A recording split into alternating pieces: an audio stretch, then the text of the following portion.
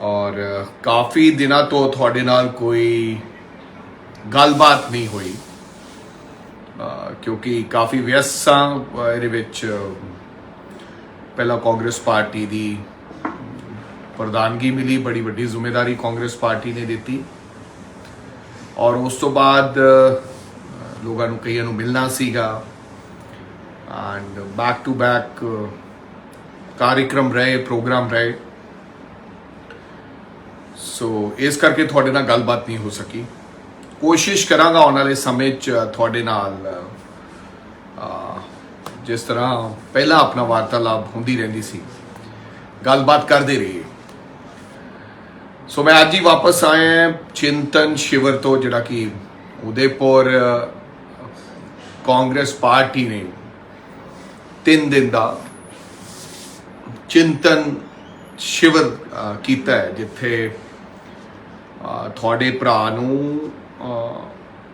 Youth empowerment committee का convener बनाया गया और इस तरह दियां 6 कमेटीज श्रीमती सोनिया गांधी ने, राहुल गांधी जी ने बनाई एंड प्योरली इहदे ते काम करना सीगा, चिंता जाहिर करनी सी कि किस तरह असी यूथ इंपावरमेंट के उत्ते की काम लोग की चाहते हैं, देश का नौजवान की चाहता है। सेम इट विद फार्मर जिहड़ा सीगी कमेटी सीगी, उन्होंने फार्मर इशूज़ की गल की, इकोनॉमी की गल की, सोशल जस्टिस एक कमेटी सीगी, अलग अलग कमेटीज़ ने जिहदे विच तकरीबन पूरे देश तो 430 लोगों ने उहदे च पार्टिसिपेट किया और 80 के लगभग नौजवान देश के चुने हुए member parliament and MLAs, MLCs, youth Congress के लोग, डिस्ट्रिक्ट प्रेजिडेंट्स, महिलावां एंड लोकल बॉडीज चुने हुए लोग, ये सारे लोगों ने पार्टिसिपेट किया। अलग अलग स्टेट्स तो आए हुए सी। 2 दिन कंप्लीट चर्चा तो बाद जो भी गल्लां निकल के आईयां वो असी लोगों ने आदरणीय राष्ट्रीय कांग्रेस की अध्यक्षा श्रीमती सोनिया गांधी जी को असी रिपोर्ट पेश की। उस तो बाद उस रिपोर्ट पेश करने तो बाद CWC उहदे ते चर्चा हुई तो फिर लास्ट जिवें कि तुसीं सुनिया श्रीमती सोनिया गांधी जी उदयपुर डिक्लेरेशन के रूप में हो रही अनाउंसमेंट हुई और मैं जरूरी समझा कि यूथ इंपावरमेंट ते असी की गल्लां कीतियां उहदे बारे थोड़े नाल चर्चा करा। एक तो बहुत वड्डा फैसला होया कि बिलो द एज ऑफ 50 बल्कि 50 साल तो थल्ले दे लोगां संगठन दे विच up to top to bottom CWC, CEC, AICC प्रदेश एंड डिस्ट्रिक्ट हुण नौजवानों को भागीदारी मिलूगी, जिम्मेदारी मिलूगी और असी कोशिश करांगे इनू हुणे ही लागू करन दी पंजाब दे अंदर कि 50 अंडर 50 50% तो कोशिश करांगे वध, लेकिन 50% तो असी ये नियम बनाया। सेम यही नियम टिकट्स दे विच चाहे वो पार्लीमेंट की टिकट है, either it's MLA, either it's MLC ते जां राज्य सभा, इहदे विच भी ये फैसला हो गया है कि 50% तो निचले लोगों असी लोग इन्हां टिकट्स ना, क्योंकि पहला टिकट्स मिल जांदियां सी लेकिन राज्य सभा और MLC ये लैणियां औखियां होंदियां सी और CWC इन्हां कमेटियां दे विच नौजवान घट हैगे ने, CEC, AICC। सो ये भी मेरा ख्याल प्रस्ताव जिहड़ा हैगा वो पास कर दिता गया है। ईवन इहदे नाल नाल की है कि आने वाले समय दे विच इहदे ते बहुत चर्चा हुई कि उम्र निर्धारित कर दी जाए कि एज लिमिट होवे, क्योंकि सारे तमाम नौजवानों ने आख्या कि कोई ना कोई एज होनी चाहिए इलैक्टोरल पॉलिटिक्स दे विच।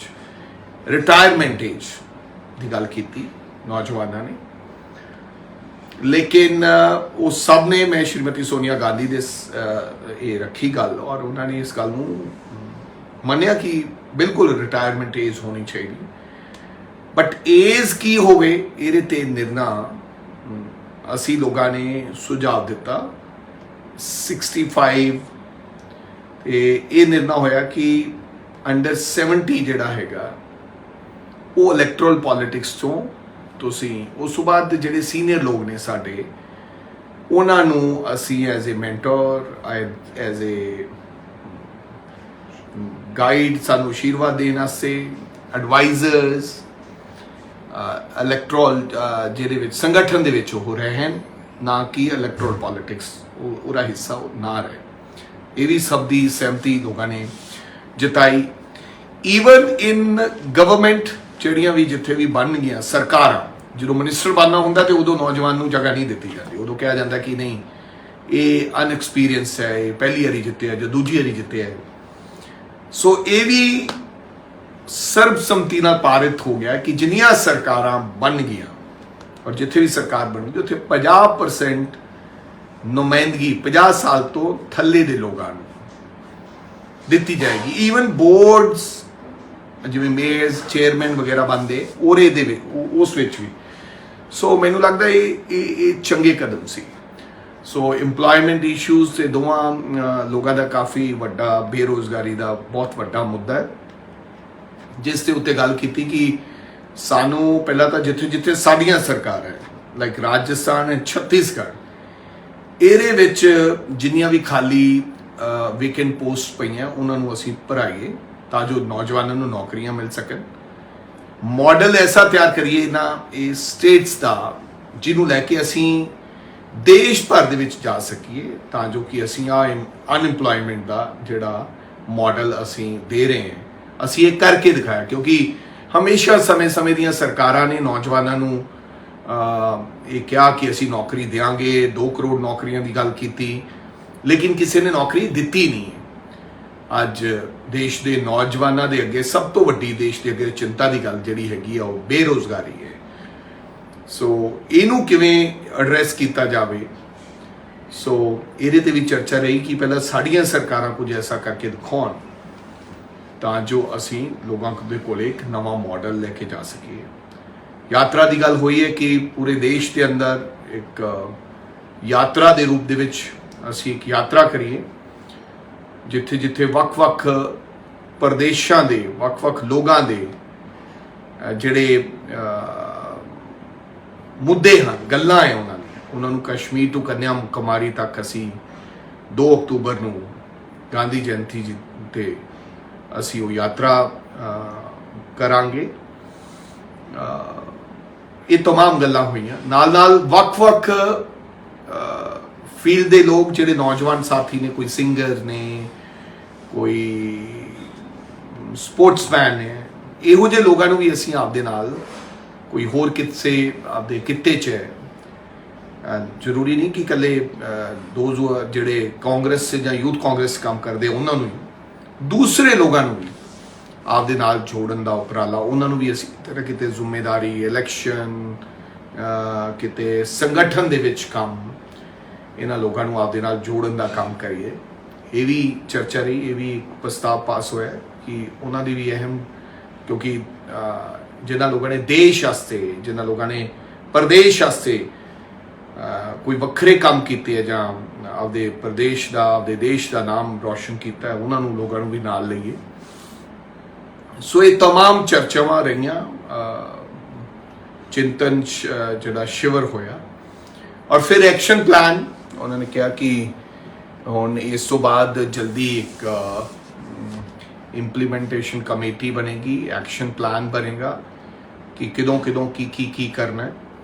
ਸੋ ਮੈਨੂੰ ਲੱਗਦਾ ਕਿ ਜਿਹੜੀ ਚਿੰਤਾ ਜ਼ਾਹਿਰ ਕੀਤੀ ਕਾਂਗਰਸ ਪਾਰਟੀ ਦੇ तमाम ਸੀਨੀਅਰ ਲੀਡਰ ਸਾਹਿਬਾਨਾਂ ਨੇ, ਲੱਗਦਾ ਸੀਗਾ ਕਿ ਇਸ ਹੁਣ ਚਿੰਤਾ ਸ਼ਿਵਰ ਦੇ ਵਿੱਚੋਂ ਕੁਝ ਨਿਕਲੇਗਾ ਔਰ ਅਸੀਂ ਦੇਸ਼ ਦੇ ਲੋਕਾਂ ਦੀ ਲੜਾਈ, ਨੌਜਵਾਨਾਂ ਦੀ ਲੜਾਈ ਆਉਣ ਵਾਲੇ ਸਮੇਂ 'ਚ ਕਾਂਗਰਸ ਪਾਰਟੀ ਲੜੇਗੀ। ਔਰ संगठन ਦੇ ਵਿੱਚ ਵੀ ਕਈ ਸੁਝਾਅ ਆਏ, ਬਹੁਤ ਸੁਝਾਅ ਆਏ। ਵਨ ਫੈਮਿਲੀ ਵਨ ਟਿਕਟ, ਇਹ ਵੀ ਇੱਕ ਬਹੁਤ ਵੱਡਾ ਜਿਹੜਾ ਸੁਝਾਅ ਸੀਗਾ ਜਿਨ੍ਹਾਂ ਨੇ ਸਾਰਿਆਂ ਨੇ ਸਰਬਸੰਮਤੀ ਨਾਲ ਪਾਰਿਤ ਕੀਤਾ। ਜਿਹੜਾ ਵੀ ਵਿਅਕਤੀ ਕਿਸੇ ਦਾ ਰਿਸ਼ਤੇਦਾਰ ਹੋਏਗਾ ਉਹਨੂੰ ਐਕਟਿਵਲੀ ਪਹਿਲਾਂ 5 ਸਾਲ ਕਰ ਸਕਦਾ ਹੈ। ਕੋਈ ਕਿਸੇ ਦਾ ਰਿਸ਼ਤੇਦਾਰ ਹੈ ਉਹ ਟਿਕਟ ਉਹਨੂੰ ਦੇ ਸਕਦੇ, ਲੇਕਿਨ ਉਹਨੂੰ 5 ਸਾਲ ਪਹਿਲਾਂ ਪਾਰਟੀ ਦੇ ਵਿੱਚ ਐਕਟਿਵਲੀ ਕੰਮ ਕਰਨਾ ਪਏਗਾ। ਤਦ ਹੀ ਪਾਰਟੀ ਉਹਨੂੰ ਕਿਤੇ ਨਾ ਕਿਤੇ ਉਹਨੂੰ ਜ਼ਿੰਮੇਵਾਰੀ ਦੇ ਪਾਊਗੀ, ਉਹਨੂੰ ਚੁਣਾਵ ਲੜਾ ਪਾਏਗੀ। ਸੋ ਇਹ तमाम ਸਾਰੀਆਂ ਗੱਲਾਂ ਰਹੀਆਂ, ਪਰ ਮੈਂ ਉਮੀਦ ਕਰਦਾ ਹਾਂ ਕਿ ਆਉਣ ਵਾਲੇ ਸਮੇਂ ਦੇ ਵਿੱਚ ਅਸੀਂ ਲੋਕ ਇਹਨਾਂ तमाम ਗੱਲਾਂ ਦੀ ਮੋਹਰੀ ਬਣ ਕੇ ਅਸੀਂ ਲੜਾਈ ਲੜਾਂਗੇ, ਰਾਖੀ ਕਰਾਂਗੇ। ਔਰ ਮੇਰੇ ਮਨ 'ਚ ਵੀ ਹੈ ਕਿ ਸ਼ਾਇਦ ਇਹਦੇ ਬਾਰੇ ਵਿਚਾਰ ਕਰ ਰਹੇ ਹਾਂ, ਸੋਚ ਰਹੇ ਹਾਂ ਕਿ ਪੰਜਾਬ ਵਿੱਚ ਵੀ ਅਸੀਂ ਇਸੇ ਤਰ੍ਹਾਂ ਇੱਕ ਪ੍ਰੋਗਰਾਮ ਉਲੀਕੀਏ ਆਉਣ ਵਾਲੇ ਸਮੇਂ ਦੇ ਵਿੱਚ, ਜਿੱਥੇ ਅੱਡ-ਅੱਡ ਲੋਕਾਂ ਨੂੰ ਸੱਦ ਕੇ ਉਹਨਾਂ ਤੋਂ ਪੁੱਛਿਆ ਜਾਵੇ। ਕਿਉਂਕਿ ਜਿੰਨਾ ਚਿਰ ਲੋਕਾਂ ਨੂੰ ਨਹੀਂ ਪੁੱਛਾਂਗੇ ਜਾਂ ਜਨਤਾ ਦੇ ਨਾਲ ਸਿੱਧਾ ਵਾਰਤਾਲਾਪ ਨਹੀਂ ਹੋਏਗਾ ਤਾਂ ਮੈਨੂੰ ਲੱਗਦਾ ਕਿ ਜਿਹੜੀ ਸਹੀ ਗੱਲ ਆ ਉਹ ਨਿਕਲ ਕੇ ਨਹੀਂ ਆਉਂਦੀ, ਜਿਹੜੇ ਲੋਕ ਚਾਹੁੰਦੇ ਨੇ। ਸੋ ਉਮੀਦ ਕਰਦੇ ਹਾਂ ਕਿ ਤੁਹਾਡੀਆਂ ਉਮੀਦਾਂ ਤੇ ਆਉਣ ਵਾਲੇ ਸਮੇਂ 'ਚ ਅਸੀਂ ਲੋਕ ਖਰਾ ਉਤਰਾਂਗੇ। ਸੋ ਇਸੇ ਤਰ੍ਹਾਂ ਮਿਲਦੇ ਰਿਹਾ ਕਰਾਂਗੇ, ਤੁਹਾਡੇ ਨਾਲ ਗੱਲਬਾਤ ਕਰਦੇ ਰਿਹਾ ਕਰਾਂਗੇ।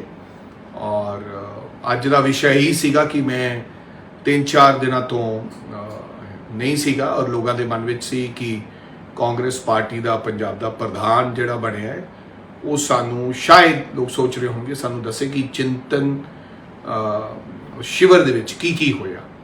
ਸੋ ਬਹੁਤ ਚੰਗਾ ਐਕਸਪੀਰੀਅੰਸ ਸੀਗਾ ਐਂਡ ਬਹੁਤ ਜਿਹੜੀਆਂ ਗੱਲਾਂ ਉੱਥੋਂ ਜਿਹੜੀਆਂ ਸਿੱਖੀਆਂ ਉਹ ਆਉਣ ਵਾਲੇ ਸਮੇਂ ਦੇ ਵਿੱਚ ਅਸੀਂ ਜਾਂ ਪ੍ਰਸਤਾਵ ਪਾਸ ਹੋਏ ਜਿਹੜੀਆਂ, ਸੋ ਉਹਨਾਂ ਨੂੰ ਅਸੀਂ ਪੰਜਾਬ ਵਿੱਚ ਲਾਗੂ ਕਰਾਂਗੇ।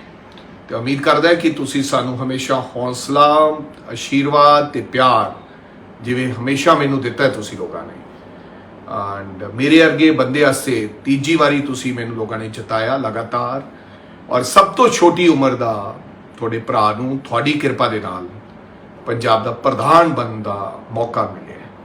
ਸੋ ਮੈਨੂੰ ਤੁਹਾਡੇ ਆਸ਼ੀਰਵਾਦ ਦੀ ਲੋੜ ਹੈ, ਤੁਹਾਡੀ ਗਾਈਡੈਂਸ ਦੀ ਲੋੜ ਹੈ ਐਂਡ ਉਹ ਬਣਾਈ ਰੱਖਿਓ, ਹਮੇਸ਼ਾ ਤੁਸੀਂ ਬਣਾ ਕੇ ਰੱਖੀ। ਔਰ ਇੱਧਰ ਉੱਧਰ ਭਟਕਣ ਦੀ ਲੋੜ ਨਹੀਂ ਹੈ, ਬਿਲਕੁਲ ਇੱਧਰ ਉੱਧਰ ਧਿਆਨ ਲਾਉਣ ਦੀ ਲੋੜ ਨਹੀਂ ਹੈ। ਬੜੇ ਲੋਕ ਤੁਹਾਨੂੰ ਜਦੋਂ ਤੁਸੀਂ ਆਪਦੇ ਮੁਕਾਮ ਤੱਕ ਪਹੁੰਚਣਾ ਹੁੰਦਾ ਉਹਨੂੰ ਰਾਸਤੇ 'ਚ ਰੋਕਣ ਨੂੰ ਬਹੁਤ ਹਨੇਰੀਆਂ ਵਗਦੀਆਂ, ਬੜੇ ਤੂਫਾਨ ਆਉਂਦੇ ਹੈ। ਲੇਕਿਨ ਅਗਰ ਤੁਹਾਡਾ ਨਿਸ਼ਾਨਾ ਠੀਕ ਹੈ ਤੇ ਤੁਸੀਂ ਆਪਦਾ ਨਿਸ਼ਾਨਾ ਦੇਖ ਕੇ ਆਪਦੇ ਨਿਸ਼ਾਨੇ ਵੱਲ ਵਧਦੇ ਰਹੋ ਤੇ ਪਰਮਾਤਮਾ ਤੁਹਾਡੀ ਮਦਦ ਕਰਦਾ। ਸੋ ਉਮੀਦ ਕਰਦਾ ਹਾਂ ਕਿ ਹਮੇਸ਼ਾ ਦੀ ਤਰ੍ਹਾਂ ਤੁਸੀਂ ਮੈਨੂੰ ਆਪਦਾ ਪਿਆਰ ਦਿੰਦੇ ਰਹੋਗੇ ਔਰ ਮੈਂ ਤੁਹਾਡੇ ਨਾਲ ਆਪਦਾ ਗੱਲਬਾਤ ਦਾ ਜਿਹੜਾ ਕਮਿਊਨੀਕੇਸ਼ਨ ਹੈ, ਆਪਣੀ ਵਾਰਤਾਲਾਪ ਹੈ, ਉਹ ਇਸੇ ਫੇਸਬੁੱਕ ਤੇ ਰਾਹੀਂ ਆਪਾਂ ਕਰਦੇ ਰਿਹਾ ਕਰਾਂਗੇ। ਤੁਹਾਡਾ ਬਹੁਤ ਬਹੁਤ ਧੰਨਵਾਦ, ਮਿਹਰਬਾਨੀ, ਥੈਂਕ